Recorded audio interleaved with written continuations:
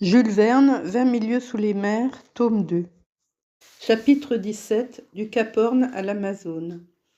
Comment étais-je sur la plateforme, je ne saurais le dire. Peut-être le Canadien m'y avait-il transporté. Mais je respirais, je humais l'air vivifiant de la mer. Mes deux compagnons s'enivraient près de moi de ces fraîches molécules. Les malheureux, trop longtemps privés de nourriture, ne peuvent se jeter inconsidérément sur les premiers aliments qu'on leur présente. Nous, au contraire, nous n'avions pas à nous modérer, nous pouvions aspirer à plein poumon les atomes de cette atmosphère, et c'était la brise elle-même, qui nous versait cette voluptueuse ivresse. Ah, faisait Conseil, que c'est bon l'oxygène, que monsieur ne craigne pas de respirer, il y en a pour tout le monde. Quant à Ned Land, il ne parlait pas, mais il ouvrait des mâchoires à effrayer un requin. Et quelles puissantes aspirations! Le Canadien tirait comme un poêle en pleine combustion. Les forces nous revinrent promptement, et lorsque je regardai autour de moi, je vis que nous étions seuls sur la plateforme. Aucun homme de l'équipage, pas même le capitaine Nemo. Les étranges marins du Nautilus se contentaient de l'air qui circulait à l'intérieur. Aucun n'était venu se délecter en pleine atmosphère. Les premières paroles que je prononçai furent des paroles de remerciement et de gratitude. Pour mes deux compagnons, Ned et Conseil avaient prolongé mon existence pendant les dernières heures de cette longue agonie. Toute ma reconnaissance ne pouvait payer trop un tel dévouement. « Bon, monsieur le professeur, me répondit Ned Land, cela ne vaut pas la peine d'en parler. Quel mérite avons-nous à cela? Aucun. Ce n'était qu'une question d'arithmétique. Votre existence valait plus que la nôtre, donc il fallait la conserver. »« Non, Ned, répondis-je, elle ne valait pas plus. Personne n'est supérieur à un homme généreux et bon, et vous l'êtes. »« C'est bien, répétait le Canadien embarrassé. « Et toi, mon brave Conseil, tu as bien souffert? » ?»« Mais pas trop, pour tout dire à monsieur.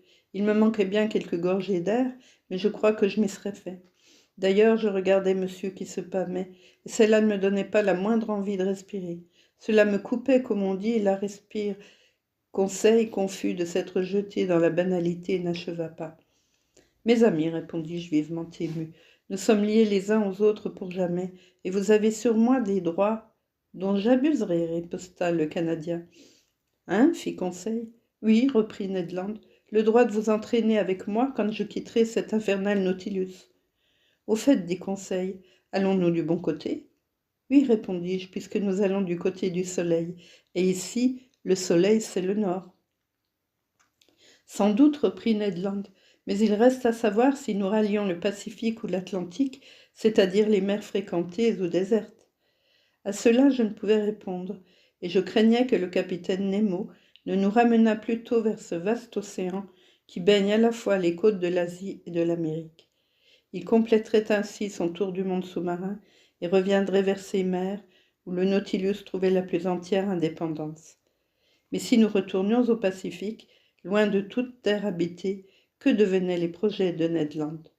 Nous devions avant peu être fixés sur ce point important. Le Nautilus marchait rapidement. Le cercle polaire fut bientôt franchi et le cap mis sur le promontoire de Horn. Nous étions par le travers de la pointe américaine le 31 mars à 7 heures du soir. Alors toutes nos souffrances passées étaient oubliées. Le souvenir de cet emprisonnement dans les glaces s'effaçait de notre esprit. Nous ne songions qu'à l'avenir. Le capitaine Nemo ne paraissait plus, ni dans le salon, ni sur la plateforme. Le point reporté chaque jour sur le planisphère et fait par le second me permettait de relever la direction exacte du Nautilus. Or ce soir-là, il devint évident, à ma grande satisfaction, que nous revenions au nord par la route de l'Atlantique. J'appris au Canadien et à Conseil le résultat de mes observations. « Bonne nouvelle, répondit le Canadien, mais où va le Nautilus? »« Je ne saurais le dire, Ned. Son capitaine voudrait-il, après le pôle sud, affronter le pôle nord et revenir au Pacifique par le fameux passage du nord-ouest? Il ne faudrait pas l'en défier, répondit Conseil. Eh bien, dit le Canadien, nous lui fausserons compagnie auparavant. En tout cas, ajouta Conseil, c'est un maître homme que ce capitaine Nemo, et nous ne regretterons pas de l'avoir connu, surtout quand nous l'aurons quitté, riposta Ned Land. Le lendemain 1er avril, lorsque le Nautilus remonta à la surface des flots, quelques minutes avant midi, nous eûmes connaissance d'une côte à l'ouest. C'était la Terre de Feu, à laquelle les premiers navigateurs donnèrent ce nom en voyant les fumées nombreuses qui s'élevaient des huttes indigènes. Cette Terre de Feu forme une vaste agglomération d'îles qui s'étend sur 30 lieues de long et 80 lieues de large, entre 53 degrés et 56 degrés de latitude australe et 67 degrés 50 et 77 degrés 15 de longitude ouest. La côte me parut basse, mais au loin se dressaient de hautes montagnes.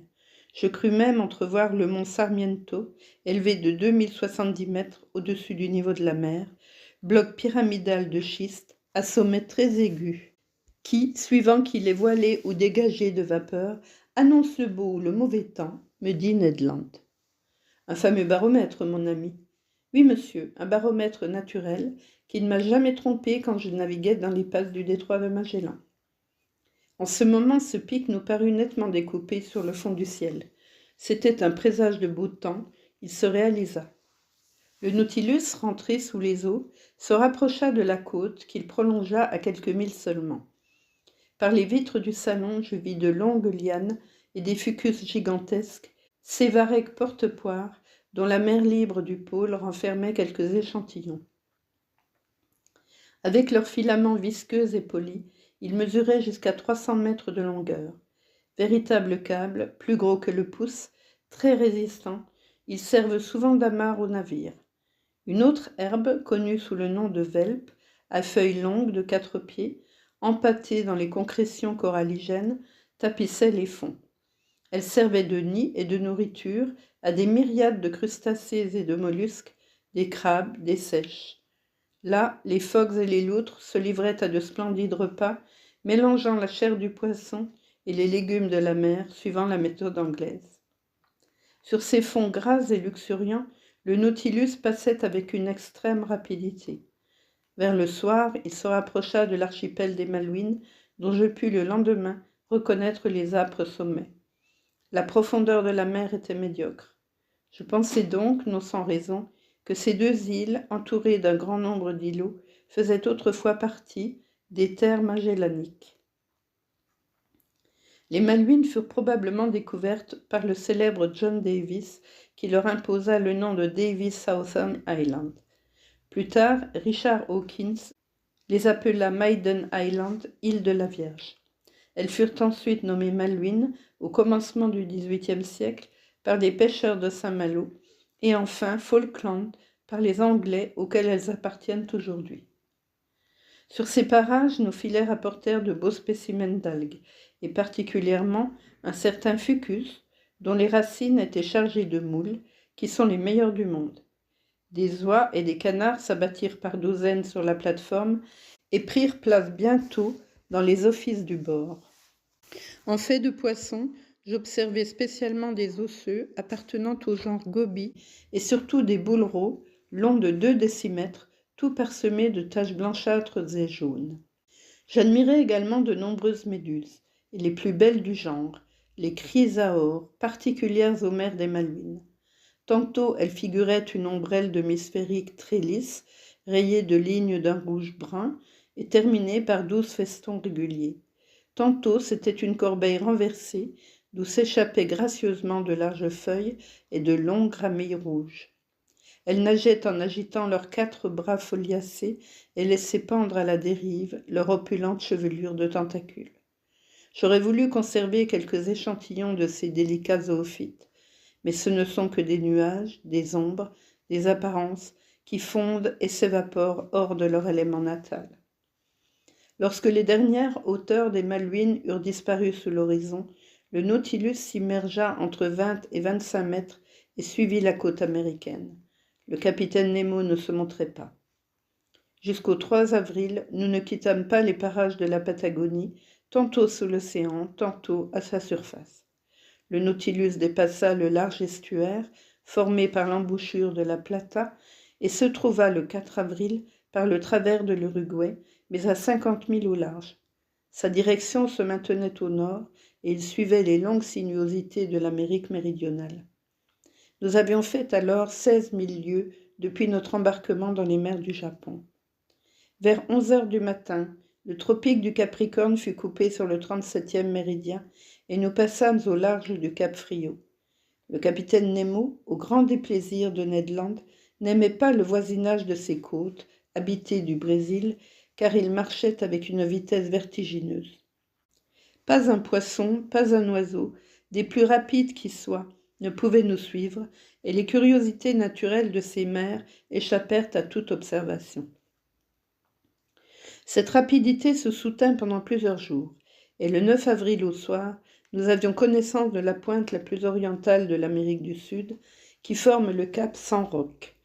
Mais alors le Nautilus s'écarta de nouveau, et il alla chercher à de plus grandes profondeurs une vallée sous-marine qui se creuse entre ce cap et la Sierra Leone sur la côte africaine. Cette vallée se bifurque à la hauteur des Antilles et se termine au nord par une énorme dépression de 9000 mètres. En cet endroit, la coupe géologique de l'océan figure jusqu'aux petites Antilles une falaise de 6 km, taillée à pic, et à la hauteur des îles du Cap-Vert, une autre muraille non moins considérable qui enferme ainsi tout le continent immergé de l'Atlantide. Le fond de cette immense vallée est accidenté de quelques montagnes qui ménagent de pittoresques aspects à ces fonds sous-marins. J'en parle surtout d'après les cartes manuscrites que contenait la bibliothèque du Nautilus, cartes évidemment dues à la main du capitaine Nemo et levées sur ses observations personnelles. Pendant 2 jours, ces eaux désertes et profondes furent visitées au moyen des plans inclinés. Le Nautilus fournissait de longues bordées diagonales qui le portaient à toutes les hauteurs. Mais le 11 avril, il se releva subitement et la terre nous réapparut à l'ouvert du fleuve des Amazones, vaste estuaire dont le débit est si considérable qu'il dessale la mer sur un espace de plusieurs lieues. L'équateur était coupé. À 20 milles dans l'ouest restaient les Guyanes, une terre française sur laquelle nous eussions trouvé un facile refuge. Mais le vent soufflait en grande brise et les lames furieuses n'auraient pas permis à un simple canot de les affronter. Ned Land le comprit sans doute, car il ne me parla de rien. De mon côté, je ne fis aucune allusion à ses projets de fuite, car je ne voulais pas le pousser à quelque tentative qui eût infailliblement avorté. Je me dédommageai facilement de ce retard par d'intéressantes études. Pendant ces 2 journées, des 11 et 12 avril, le Nautilus ne quitta pas la surface de la mer, et son chalut lui ramena toute une pêche miraculeuse en zoophytes, en poissons et en reptiles. Quelques zoophytes avaient été dragués par la chaîne des chaluts. C'étaient pour la plupart de belles phyctallines appartenant à la famille des actinidiens, et entre autres espèces, le Phyctalis protexta, originaire de cette partie de l'océan, petit tronc cylindrique, agrémenté de lignes verticales et tacheté de points rouges, que couronne un merveilleux épanouissement de tentacules. Quant aux mollusques, ils consistaient en produits que j'avais déjà observés, des turritelles, des olives porphyres, à lignes régulièrement entrecroisées, dont les taches rousses se relevaient vivement sur un fond de chair, des ptérocères fantaisistes, semblables à des scorpions pétrifiés, des hyales translucides, des argonautes, des seiches excellentes à manger, et certaines espèces de calmars que les naturalistes de l'Antiquité classaient parmi les poissons volants et qui servent principalement d'appât pour la pêche de la morue. Des poissons de ces parages que je n'avais pas encore eu l'occasion d'étudier, je notai diverses espèces. Parmi les cartilagineux, des Petromyzon-prica, sorte d'anguilles, longues de 15 pouces, tête verdâtre, nageoire violette, dos gris bleuâtre, ventre brun argenté semé de taches vives, iris des yeux cerclés d'or, curieux animaux que le courant de l'Amazone avait dû entraîner jusqu'en mer, car ils habitent les eaux douces. Des raies tuberculées à museau pointu, à queue longue et déliée, armés d'un long aiguillon dentelé. De petits squales d'1 mètre, gris et blanchâtres de peau, dont les dents, disposées sur plusieurs rangs, se recourbent en arrière, et qui sont vulgairement connus sous le nom de pantoufliers. Des Lophi vespertilions, sorte de triangle isocèle rougeâtre d'un demi-mètre, auquel les pectorales tiennent par des prolongations charnues qui leur donnent l'aspect de chauve-souris, mais que leur appendice corné, situé près des narines, a fait surnommer licorne de mer. Enfin, quelques espèces de balistes, le curassavien dont les flancs pointillés brillent d'une éclatante couleur d'or, et le caprisque violet clair à nuances chatoyantes comme la gorge d'un pigeon. Je termine là cette nomenclature un peu sèche, mais très exacte, par la série des poissons osseux que j'observais. Passant, appartenant au genre des aptéronotes, dont le museau est très obtus et blanc de neige, le corps peint d'un beau noir, et qui sont munis d'une lanière charnue très longue et très déliée. Odontagnates aiguillonnés, longues sardines de 3 décimètres, resplendissant d'un vif éclat argenté. Scombregard, pourvu de 2 nageoires anales. Centronote nègre à teinte noire, que l'on pêche avec des brandons, long poisson de 2 mètres, à chair grasse, blanche, ferme, qui frais ont le goût de l'anguille, et sec, le goût du saumon fumé. Labre demi-rouge, revêtu d'écailles, seulement à la base des nageoires dorsales et anales. Chrysoptères, sur lesquels l'or et l'argent mêlent leur éclat à ceux du rubis et de la topaze. Spars queue d'or, dont la chair est extrêmement délicate et que leurs propriétés phosphorescentes trahissent au milieu des eaux. Spars pob à langue fine, à teintes oranges. Cyène coraux à caudales d'or, acanthures noireaux, anablèbes de Suriname, etc. Cet etc. ne saurait m'empêcher de citer encore un poisson dont Conseil se souviendra longtemps et pour cause.